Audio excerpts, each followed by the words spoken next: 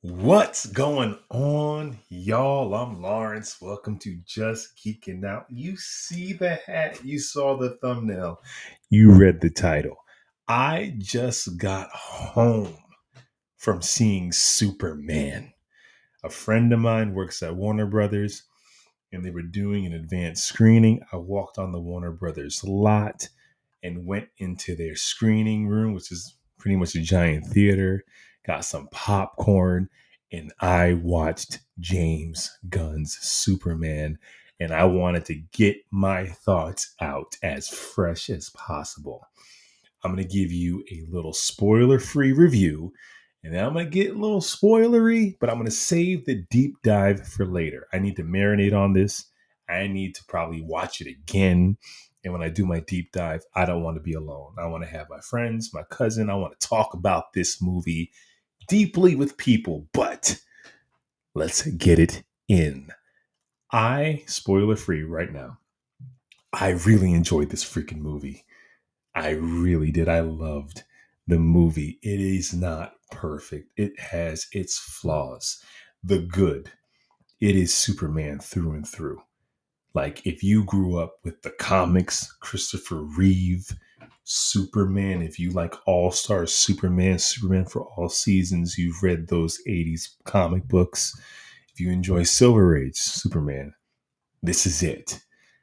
If you are a Man of Steel fan, if you grew up with that Superman in your mind's eye, that is the only Superman that can ever be, you might have a problem with this movie.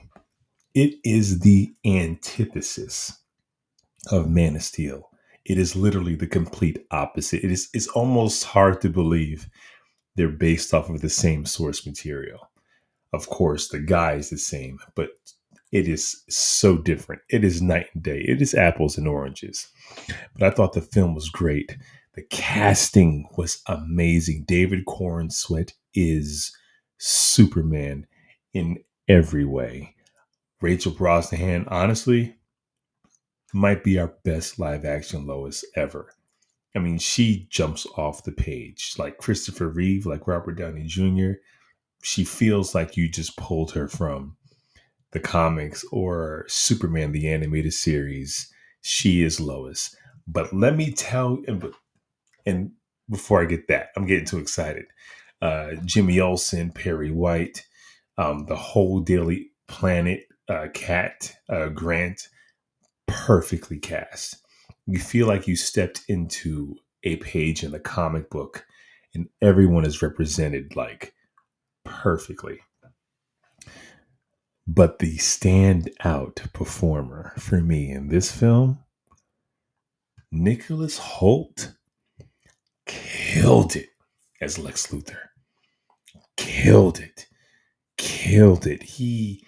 His performance could have easily been like mustache twirling villain, I'm bad, but in his eyes, you just saw hate and rage. And when you see him, he's a combination of like every Lex Luthor, right? He has a bit of the Gene Hackman because there's a sense of fun about him, but he also has that business Lex Luthor from those 90s comics, but he also is this brilliant mind. He also has a bit of that Michael Rosenbaum Smallville feel.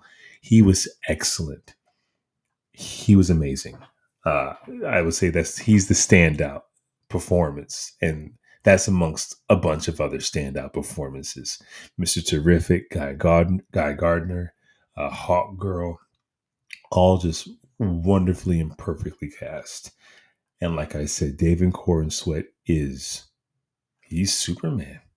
He just is. Doesn't have to do much. He just is Superman. It's action packed. It is an action film for sure. Like you don't have to wait for big action sequences. They're flying at you at at all times, just about. Um, and it looks good. It looks like you're in a real world, but it's heightened. It's very much a comic book. Um, the costume looks great. It does. It it's not baggy. Like they do the post production on it, so it fits. And Crypto, I mean, he's everything. If you've seen the trailers, he is everything that he's giving you in those trailers. He is just this wonderful problem. He's amazing. Uh, the cons, I will say, the pacing is a bit. It moves fast, and it moves so fast that I feel like it doesn't take the time I would have loved for it to take with some of the character moments, because it's a 2 hour runtime, and it is a loaded 2 hours. It's a non-stop action thrill ride, which is amazing. I keep saying amazing. You make it a drinking game, but there were moments where I wanted it to slow down a bit and get into the characters a little more. I would also say there's a lot of humor. It is a James Gunn movie. For all you people feeling like he's gonna give it that Guardians of the Galaxy kind of James Gunn thing, he does. He most definitely does. This is a James Gunn movie without a shadow of a doubt. His footprints are all over it. And I think it's appropriate for a Superman movie. But I do think there's moments where the humor undercuts some of the real world stakes that are at play. You know, we've seen it, especially in like Guardians of the Galaxy 2, where it felt like there were just so many jokes after jokes after jokes. You forget that they're all about to die soon because just the humor was just undercutting the tension. And I would say here, it definitely does that. The humor is great when it's great, and there's never a moment where it's cringe or too much. But we'll get into a moment where it feels like there's a sense of danger, and then we'll just kind of have. And it's not like somebody's cracking a joke. It's just the overall levity of the humor undercuts some of the danger, in my opinion. Um, but it is a good Superman movie. If I was ranking my Superman movies off the top of my head, it is Richard Donner's Superman. And then this one. I'm sorry, I'm telling the truth. Now, and this might change, right? I just saw it. I'm hyped. I need to think about it, see it again. But I will say this: Man of Steel was a better movie.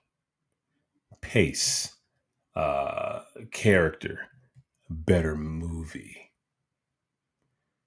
This is a better Superman movie. The Dark Knight is a better movie than Robert Pattinson's, The Batman. But The Batman is a better Batman movie, if that makes sense. This is a better Superman movie than Man of Steel. But I can say Man of Steel might be a better film in general. I'll say that.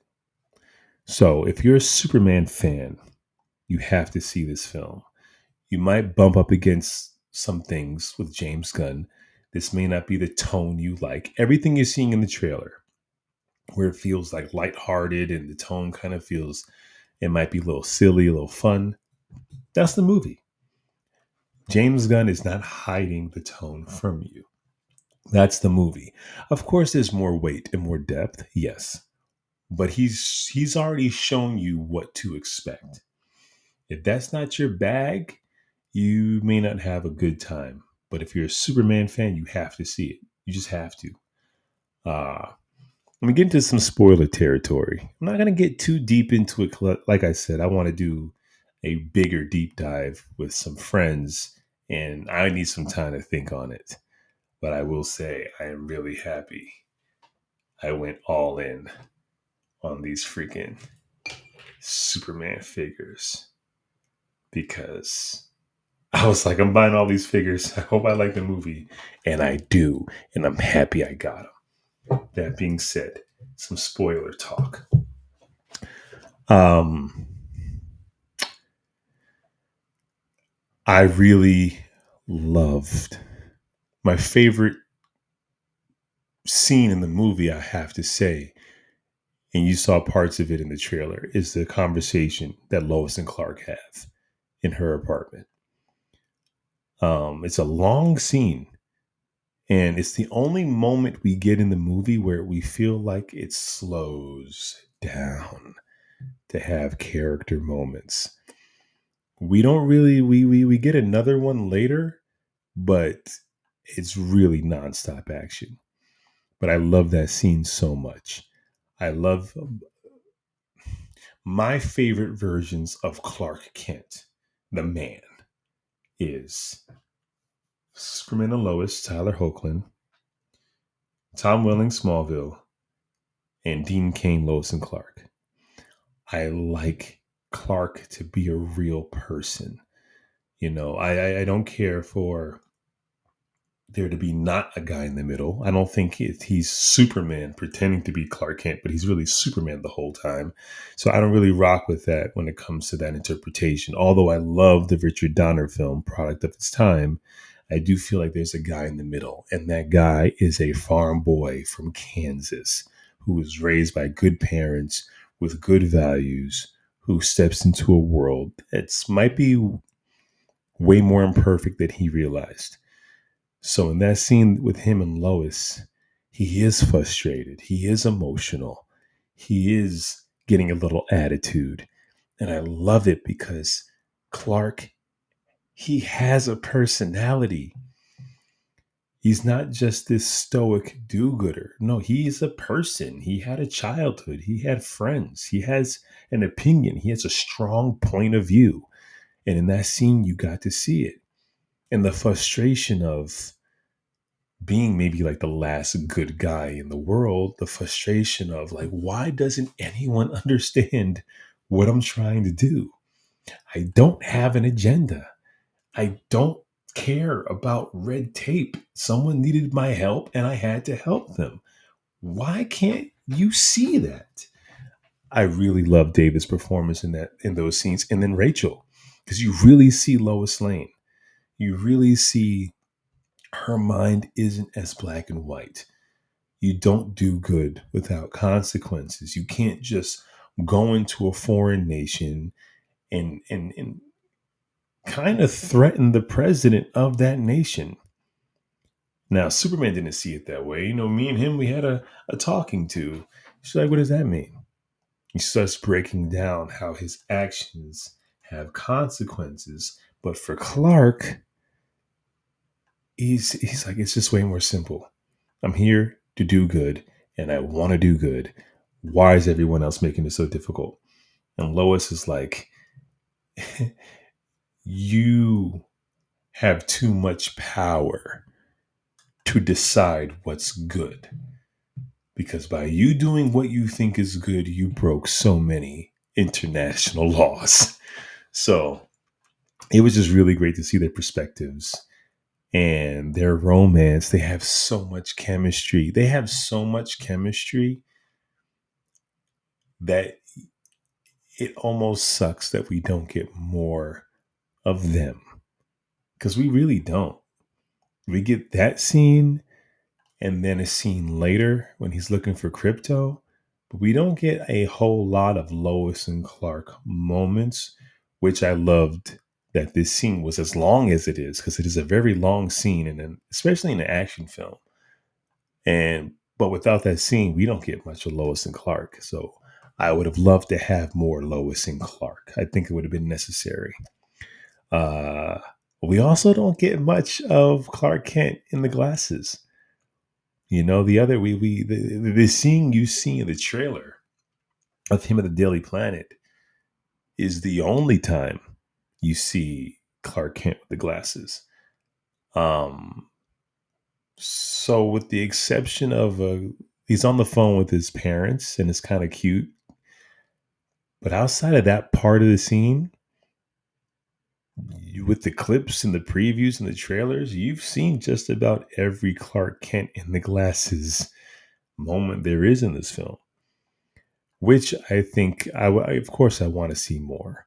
You know, we don't get him ripping the shirt open and turning into Superman. None of that's in here. He kind of just, the pace is so quick that really it's like, oh, there's a giant kaiju. Here's Superman. Oh, this is happening. Here's Superman. Oh, this is, it just moved. There's no like transition between sequences like that. It just comes in and it comes in hot. And I would have preferred for it to just slow down a little bit. I want to see Clark at the Daily Planet a little more. I want to see him hear something and have to rip his shirt open. But we don't get that. And the second scene with Superman and Lois that I loved is his. Okay, here's so he's at his place, comes in, looks tired. It's after the scene where he confronts Lex Luthor. Where's my dog? He saw it in the trailer. He comes in and the news is just playing, Superman, because pretty much I'm in the spoiler territory. The first message of Jor-El and his parents in the hologram is, we sent you here to be a savior. Very similar to the stuff we've heard before. But then he learns as the second part of the message that I sent you to rule. Very Voltramite, very Omni-Man. So he's wrestling with that. He's also looking for Crypto. And Lois is there. We get that another scene between him and Lois. It's only the one we get. We only get two. While he's having this scene, it's almost like Starro, but this giant squid is outside of his window, wreaking havoc in Metropolis. And he's not even paying attention to it. In the background, you see Mr. Terrific, Hawk Girl and Guy Gardner taking care of it. And Superman's like, they got it taken care of. And it's kind of funny because they're having this heartfelt conversation, but in the background, there's a whole battle. And Lois keeps looking out the window almost like, are you sure they don't need your help? And he's like, it's just a magical imp. They got it taken care of. And I would have loved for it to just be that. But for their whole heartfelt conversation, that's in the background. And that's where I mean like the humor's undercutting the drama. Superman is sitting there telling her, I didn't know my parents sent me that message. I didn't know they wanted me to rule. And Lois was like, of course you didn't. Like, I believe you. And it's great because the first scene we had of Superman, Clark, and Lois, they're at odds. And in this scene, she's there for him. But we got this giant monster in battle in the background, pulling focus. And that's the issue, is humor undercutting the drama. Like I said, wonderful scene. It's where he says, I love you to her. And they kiss. And this is like the heart of Superman. And this is why this guy is Superman. And if you don't think he is, and you don't know Superman, he's about to leave. And she's like, you're going? He's like, I got to find Crypto. And at this point, we know Crypto gets on his nerves. He does not like Crypto. And he's like, well, I'm going to go turn myself in. He's like, you're going to turn yourself in? He's like, yeah, because if I turn myself in, they might have Crypto. And I might be able to find him because he's probably scared and alone and doesn't know what's going on. And you just hear just how much he cares. And that's why he's emotional, because he cares. Superman is an emotional character. He cares so much. That's his weakness. He will go against what might make sense to save lives. Like literally, when the Kaiju's thrashing around, he saved the squirrel. While the Justice Gang is fighting the kaiju, he's just making saves. And Superman, and they show up, Superman's like, he has a tough exterior and it's hard to get him off balance. I'm trying to find a way that we can I can grab him and keep him alive and imprison him. And they're looking at him like, keep him alive. And in the end, they kill the kaiju. And Superman's like, I was just hoping we can find a way to bring him in alive, or at least make it as painless as possible. And they look at him like, get a grip. But that's Superman. He feels everything. He sits on a moon staring at the earth, wishing that people can see them the way he does. He sees the beauty in humanity. He trusts everyone. So him being emotional, I feel like is perfect. And I think it's also perfect for a year 3 Superman, right? The film opens up with wording, and it opens up with him crashing down to into the ice like we see in the trailers. But it says this is his first time losing a battle. He's never lost a fight before until the beginning of this film, and his body is broken. And he goes back into the fight and doesn't even take the guy down. He gets beat up again.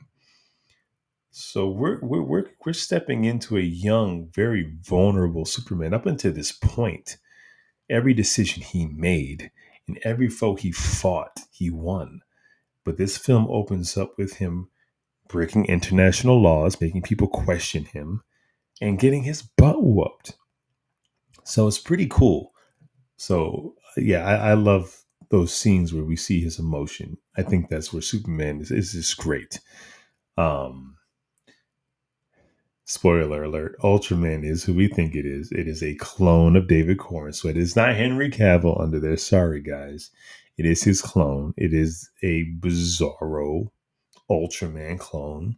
So for those of you who were upset seeing Superman get beat up, well, he's getting beat up by the only person who probably could beat him up, which is himself. He's getting beat up by another Kryptonian. That's why. And it makes a lot of sense. And the way Lex is controlling him is brilliant. Lex Luthor is great.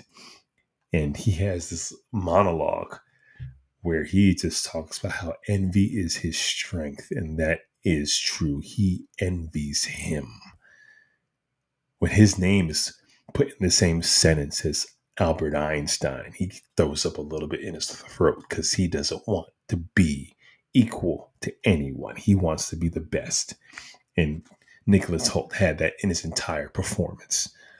The action was fantastic. It gets real CGI, but they also had a lot of real practical sets. Metamorpho. I mean, if they don't get an Oscar nomination for, I don't know if that's costuming or prosthetics, makeup. That's not CGI. That's him in full makeup, and amazing. And the movie slows down again when he's at the Kent farm after he gets thrashed, and he gets this wonderful scene with him and his father. And it's literally the antithesis of Man of Steel. Completely different Jonathan Kent. This Jonathan is like, you are your choices. You get to decide who you're going to be. And I couldn't be more proud of you. It's just a wonderful scene. So, like I said, this is a great movie. I'm going to do a bigger deep dive later. I just want to go over some of the points. It is fast paced. The pros, Superman through and through. Comic book Superman through and through. The Boy Scout. He's a good guy. He literally has his last monologue to Lex Luthor. And you hear part of it in the trailers where he's like, this is where you got me wrong. I am human. I love. I get scared. I wake up every day trying to do the right thing and I mess up all the time. But I get back up and keep trying. And that's what makes me human. And he says to Lex, and I hope that one day you see that in yourself. In that moment, Lex Luthor has nearly destroyed Metropolis. He almost killed Superman probably 3 or 4 times in this movie. And in that last moment, Superman is still hoping Lex sees the good that's in him. Superman through and through. Lois Lane through and through. The Daily Planet, man, the Daily Planet was so much fun. I'd watch a whole Daily Planet series with just them. That's where the humor needs to be.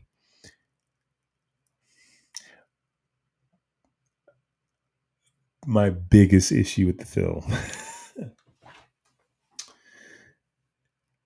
Jimmy Olsen has so much swag and riz. The ladies love him. Funny. I love it. But because of that, he's in a relationship with Lex Luthor's girlfriend.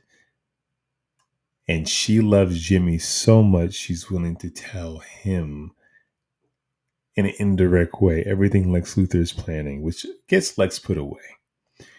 And it felt very contrived and way too coincidental. So basically, Jimmy has this girlfriend who he doesn't even like, who happens to be Lex Luthor's girlfriend. Hey, just send me everything you got that can incriminate this guy. And she just does. It felt like this, I felt like a major plot device just to get the plot going.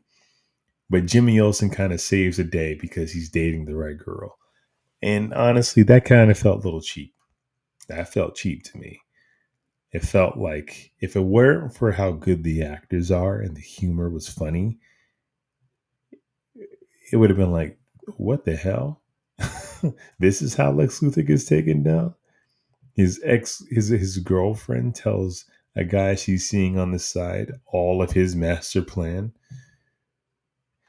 Yeah, that was a reach for me. That was a really big reach for me. And there are moments like that where there's monologues of just them explaining the plot, explaining what needs to be done, just to move it along to the next action set piece. So it lacks nuance in certain areas that I think we could have had. I know James Gunn wanted it to be more fast paced and in your face, but I think there could have been both. It felt like everything they needed to figure out, they figured it out fairly quickly with not much obstacles. So yeah, that's where it can kind of feel a little, what's the word, uncooked. Um, I also had an issue with this is canon in the comic books, but not really.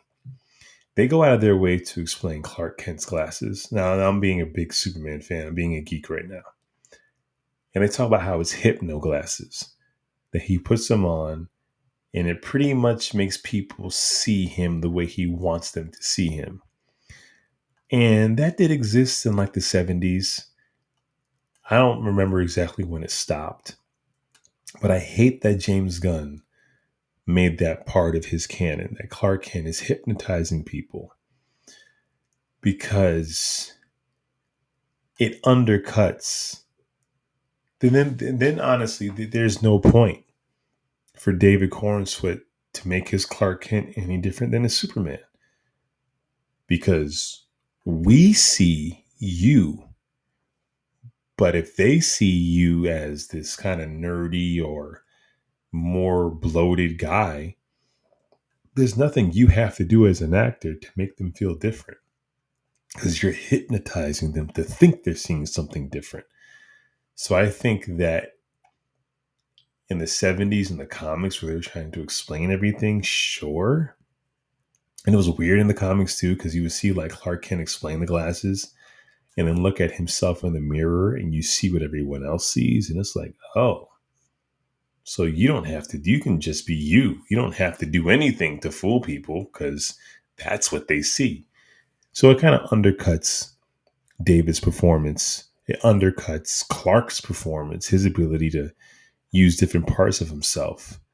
I like the idea that Superman is like the job. I put on this uniform and I do the job. And Clark Kent is he's already a nerdy farm boy. He just dials it up a little bit. And then Clark is a mix of both. So yeah, I don't like that. And James Gunn said the reason why he did it is because he couldn't get his head around the glasses. That's the one part, even when he was a kid, that he had a hard time buying. And it kind of reminds me of like Zack Snyder. He had a hard time really getting into secret identities. That's why in Batman v Superman, like their identities didn't even matter. Lex Luthor figured out Bruce Wayne was Batman and Clark Kent was Superman off camera. Like it wasn't even it mattered so little to Snyder that he didn't even show you Lex finding out. He just did because it didn't really matter to him. Same thing here. It's like you have to get behind it. Don't question it. Don't come up with a reason why the glasses work. And you're going to pull it from this very unique time in the Bronze Age because you can't get your head around it. Get out of your way. The reason why people can't tell Clark Kent is Superman is because no one in their right mind would believe this God perfect superhero, this physical specimen, would ever choose to work a 9 to 5, would ever choose to live in an apartment. They're thinking Superman must live in a palace in the clouds. They would never think that he just walks amongst them in jeans. That's why it works. No one would ever even think that Superman would have a secret identity to walk amongst us and pay bills. Like you ain't gotta make it more difficult. It's as simple as that. And if he can make Clark a little bit more shy or a little bit more bumbling or just let him be or just be the fish out of water, be that Kansas kid in a big city. It works. Um, but that's my ramble. I really enjoyed the film. Uh, I need to see it again. Like I'm such a big Superman fan. Like the first watch, I'm watching it like, okay, okay, okay, okay. Now that I got that first watch, I can like now sit back and let it really wash over me. I was talking to my wife. She loves music, and I said, like, you know how like when Beyonce comes out with that first or like an album that you've been anticipating, you almost have to like listen to it and then listen to it again. So now you can really hear it. To, just all that excitement, all that anticipation, all that expectation is great, but it can be in the way. I didn't feel that way, but I did feel like I'm sitting there like, okay, where are we going? Where are we going? And it's like, chill out and enjoy it. So I definitely need to see it again. But this is a good movie. Borderline great, but good. Like I told you, the pros and the cons. It's not anywhere near close to Man of Steel. It's a completely different take. And I would say this is the much more accurate take to Superman. You won't for a second believe that this guy can become evil. You'd be like, Batman, why are you tripping about this guy? He's good. Um, so yeah, good movie. I'm tired. It's late, but I had to get this out. By the time you're seeing it, it's going to be Thursday, but I watched this on Wednesday. Um, Good movie, man. Top two, top three for sure. Top two Superman films for sure. Anyways, I'll see you guys on Sunday when I go live, and I'll also see you for the deep dive that must be done on this film. But if you haven't seen it, you just needed to hear a review to let you know it's worth seeing. It is worth seeing. Like I said, I'll say this real quick because I don't want to sound like I'm glazing. The pace is quick, and sometimes we miss stuff we need. James Gunn isms is all over this, through and through, including music, but not like Guardians over the top, because it fit Guardians to have source music, but there is music like that in this a little bit. Humor that undercuts drama, and not enough Lois and Clark.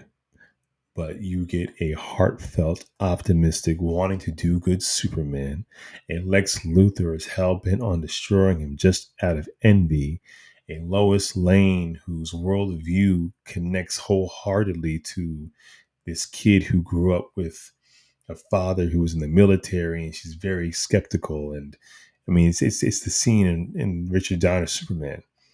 You know, Superman's like he says something, and Lois is like, "Well, then you'll be probably taking down every elected official." Superman's like, "Well, I hope you don't mean that, Lois." Like she's skeptical, and we see it here. And I want to say this one last thing. This is a Lois Lane who's not in awe of Superman anymore, right?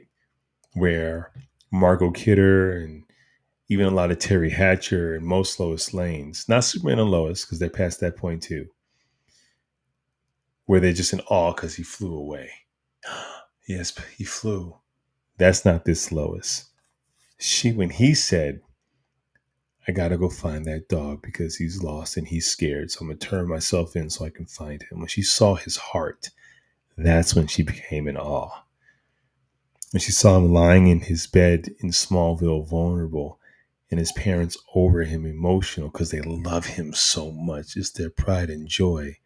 That's when she became in awe of this man, the goodness that is in him. She is in awe of the goodness in the man, which is really cool to see because we usually just see a Lois Lane who is in awe of Superman being super. But this is a Lois who's in awe of Clark being that good. Anyway, I'm done.